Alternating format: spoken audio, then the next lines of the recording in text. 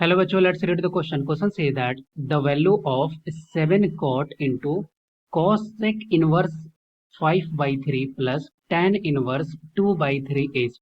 Discuss करते हैं। तो इस क्वेश्चन को करने के लिए की कॉन्सेप्ट क्या हो जाएगा? क्वेश्चन का की कॉन्सेप्ट हम लोग यूज करेंगे ट्रिग्नोमेट्रिक रेशियो। Trigonometric ratio. अब इस बेसिस पर हम लोग क्वेश्चन को सॉल्व करेंगे। जैसे कि साइन थीटा का वैल्यू किसके बराबर होता है?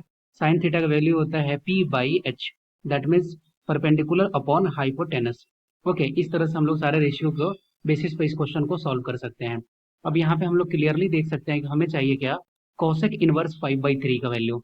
तो अगर हम लोग जस्ट अगर इस तरह का अगर ट्रायंगल कंसिडर करें, ओके, तो ये ट्रायंगल कंसिडर कर रहे हैं, तो यहाँ पे दिया हुआ है क्या? यहाँ पे कॉसेक 5/3 दिया हुआ है। तो ये अगर एंगल मान ले रहे हैं कि थीटा हो गया, ओके, ये वैल्यू हो गया 3, ये हो गया 5 और ये हो गया, अब यहाँ से 3 है, ये 5 है, तो ये परपेंडिकुलर का वैल्यू हो गया, ये हाइपोटेनस का वैल्यू हो गया। ओके, तो इसका वैल्यू, बेस का वैल्यू क्या हो जाएगा? पाइथागोरस से हो जाएगा रूट अंडर 5 का स्क्वायर 25 माइनस परपेंडिकुलर का स्क्वायर 9। तो यहाँ से बेस इज इक्वल टू क्या आ गया? ये आ गया 4। ये वैल्यू आ गया। अब यहाँ से हम लोग एक एक वैल्यू को अगर हम लोग लिखें, तो सबसे पहले जो कॉसेक इनवर्स दिया हुआ है उसको पहले कन्वर्ट करते हैं किस में? tan में करते हैं। तो यहाँ पे जो दिया हुआ है उसको अगर हम लोग लिखें, तो यहाँ पे क्या लिख सकते हैं? यहाँ पे है कॉसेक इनवर्स 5/3। इसको मान लेते हैं क्या है? ये है थीटा। ये वैल्यू अगर थीटा हो गया, तो यहाँ से 5/3 का वैल्यू क्या हो जाएगा? 5/3 का वैल्यू हो जाएगा कॉसेक थीटा। और कॉसेक थीटा का वैल्यू क्या होता है? ये 1/sin theta, that means h/p का वैल्यू है। इसका मतलब क्या है? h इज इक्वल टू 5 है और p इज इक्वल टू 3 है। अब हमें लिखना क्या है? हमें लिखना पड़ेगा इसको tan थीटा का वैल्यू चाहिए। तो tan थीटा का वैल्यू यहाँ से हम लोग क्या लिख सकते हैं? tan थीटा का वैल्यू होता है p/b, परपेंडिकुलर अपॉन बेस। तो परपेंडिकुलर का वैल्यू क्या है? परपेंडिकुलर का वैल्यू है 3 और बेस का वैल्यू क्या है? 4। तो यहाँ से थीटा का वैल्यू क्या आ गया? tan inverse 3/4। अब यहाँ पे हमारे जो एक्सप्रेशन दिया हुआ है उसमें हम इस वैल्यू को क्या करेंगे?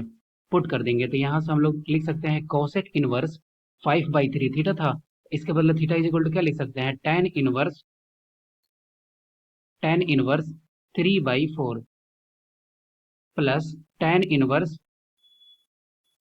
2/3।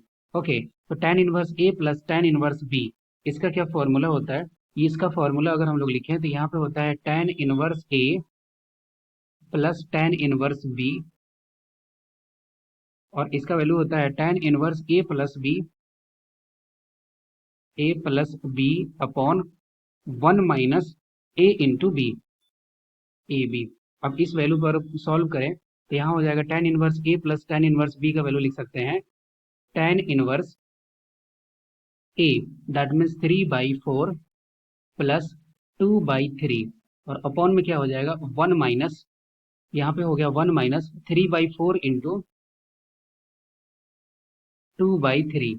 अब 3 से 3 कैंसिल हो गया, और यहाँ से 2 से ये 2 टाइम्स में जाएगा, तो ये वैल्यू क्या आ जाएगा? 1 - 1/2। और 1 - 1/2 क्या होता है? 1/2 होता है। यहाँ से हम लोग इसको लिख सकते हैं tan इनवर्स, ये हो गया। अब इसका अगर एलसीएम करेंगे तो ये वैल्यू कितना हो जाएगा? ये हो जाएगा 12, ये हो गया 9 + 8, और अपॉन में क्या है? अपॉन में है 1/2। तो 1/2 है, इसका मतलब यहाँ पर डायरेक्टली मल्टीप्लाई कर देंगे 2 से, डायरेक्ट 2 से, तो ये वैल्यू कितना आ जाएगा? ये हो जाएगा 6। इसका मतलब फाइनली क्या आ गया? 17/6। ये आ गया हमारे पास tan इनवर्स 17/6।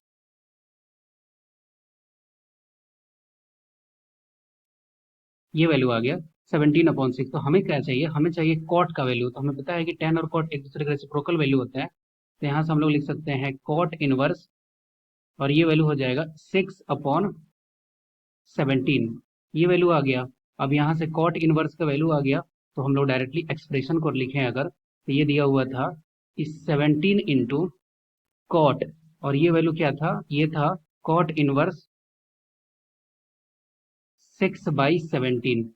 अब cot into, sorry, cot cot inverse 6/7, तो ये क्या हो जाएगा? सिर्फ वैल्यू क्या आ जाएगी? ये हो जाएगा 6/17। तो यहाँ पे हम लोग लिख सकते हैं 17 इंटू 6/17।